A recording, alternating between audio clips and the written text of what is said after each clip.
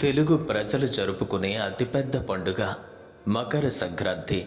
సూర్య భగవానుడు మకరంలోకి ప్రవేశించే సమయాన్ని మకర సంక్రాంతి అంటారు.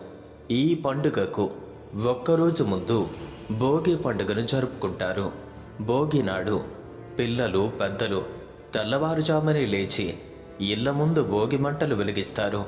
అలాగే భోగి రోజున సాయంత్రం చిన్న పిల్లలకు భోగి పళ్ళు పోస్తారు. బుగ్ అనే సంస్కృత పదం నుండి భోగి అనే పదం వచ్చింది.